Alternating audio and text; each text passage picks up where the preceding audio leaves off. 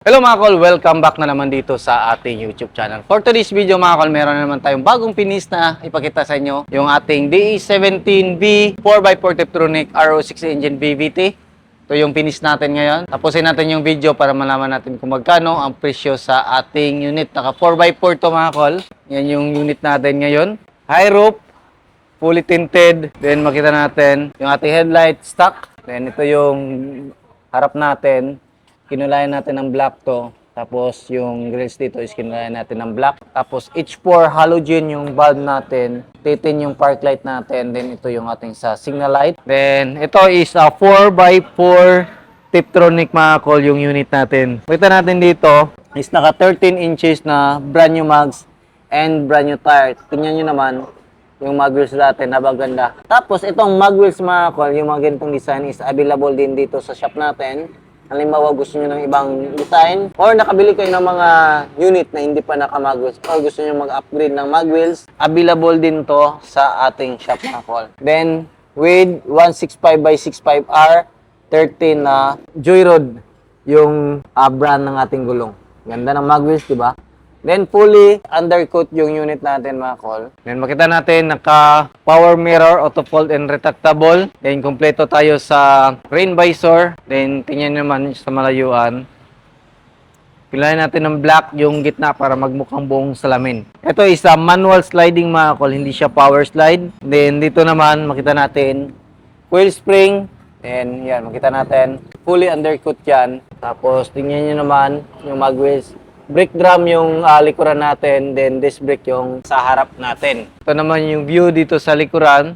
Yan, stock lang, walang accessories. Then meron tayong third light, washer, wiper sa likuran, back door opener. Tapos dito naglagay tayo ng plate holder para hindi mabend yung plaka. Then merong camera dito. Then ito naman yung tail light natin, stock, signal light, reverse light, and brake light, and park light. Then, tingnan nyo naman dito sa ilalim. Naka-fully undercoat yan mga kol.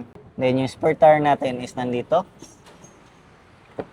Dito natin dukutin or tanggalin yung ating spare tire mga kol. Dito natin tanggalin, di ba? Then, makita natin dito, brand new yung mating natin. Tapos, yung ceiling natin is bago na din. Ang ceiling natin mga kol is VIP concept. Yan yung request ng ating client. Kaya, ganito yung kanyang ceiling. Then, makita natin is straight set. Then, yung kaganahan nito is a foldable siya mga kol. Pakita natin yung upuan natin na foldable. Yan, brand new na din yung mating natin dito. Tapos, meron tayong extra mini fan dito. Pakita natin yung ating upuan. Hilain lang natin to. Tapos, itulak natin yung sandigan. Tapos, hilain natin dito. Yan yung upuan natin pag naka-fold dito. Kita nyo naman, naka-fold yan. Tapos dito. Ito yung the best, pang negosyo, pang camping. Then, yan, family use na sasakyan. Then, yung kagana nito is matipid din sa gas consumption. Yung mga ganito is 15 to 17 kilometer in 1 liter. Yan yung kaganahan nito mga kol kasi napakatipid. Tapos dito, makita natin, meron pa siyang extra lagayan. Dito tayo sa harap. Ito naman, break muna natin to. Yan, break natin to. All power, auto fold and retractable. Ito yung sa auto fold and retract. Then ito naman yung sa power window natin sa harap. Then meron tayong extra lagayan dito. Meron din dito. Tapos dito naman, makita natin 4x4 switch, second garden headlight adjuster yung nandito. Yung mga nandito din. Ito yung ating brake pedal, din yung ating accelerator pedal. Bago na din yung mating dito. Meron tayong extra lagayan dito mga kol. Ito yung extra lagayan natin. Steering wheel natin is stock. Then makita natin dito is naka 9 inches Android touchscreen stereo with reverse camera. Ito naman yung kulay sa ating dashboard. Tingnan nyo naman. Tapos dito yung upuan natin sa harap. Ito yung design na napili ng ating customer. Then ito makita natin handbrake. Meron tayong extra lagayan dito. Tapos dito meron siyang extra lagayan. Ganun din dito sa passenger side. Ito din. Then ito yung glove box natin. Diba? Tapos ito shifter natin is Tiptronic, manual automatic, hazard switch. Then yan, kita natin yung ating aircon switch. Ito yung sa blower, din yung sa AC natin. Meron din tayong extra gayan dito. Tapos ilaw, goods dito. Sa mga power window na unit, Meron siyang extra lagayan dyan sa itaas. Yan yung kagandahan sa mga power window na unit. Then, ito silipin natin. Makita natin dito, park. Then, ito is check engine, battery, oil indicator, handbrake, power steering indicator, cold start pag blue. Then, ang red niyan is yung overheat. Then, dito sa kabila yung ating eco mode, yung indicator sa ating door, tapos sa gas natin. Start natin. Yan. Lipin natin yung makina natin.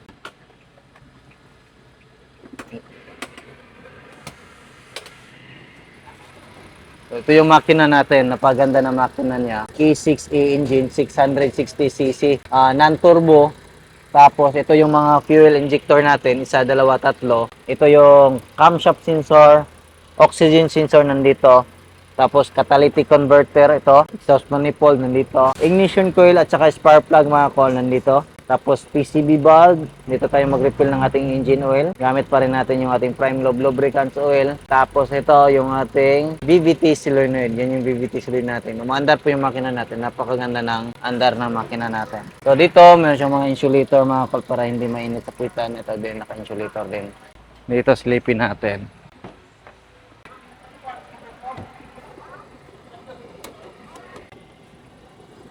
Ito yung gas tank opener natin. Ito na, goods. Tapos ito yung ating alternator, throttle body. Dito tayo mag-check ng ating engine oil. Ayan.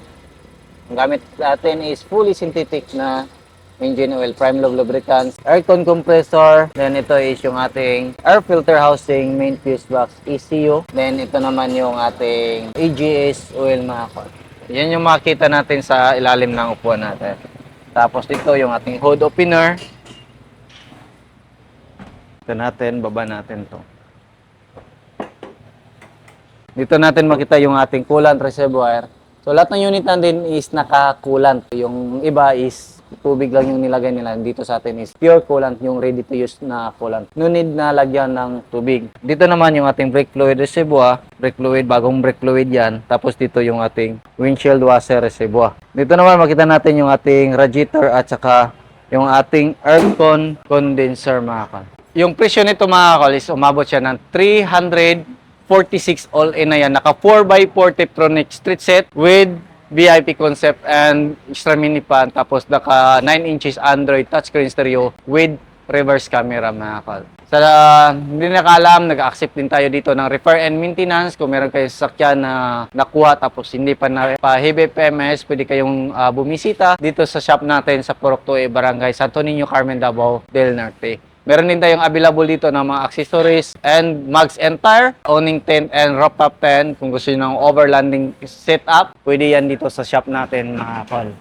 Tapos, sa labor and accessories mga kol, nag-accept tayo ng credit card payment or debit card payment. Yan yung kagandahan dito mga kol kasi pwede tayo credit card. Then sa mga PS Bank and Metro Bank card holder, pwede tayo dito installment mga kol.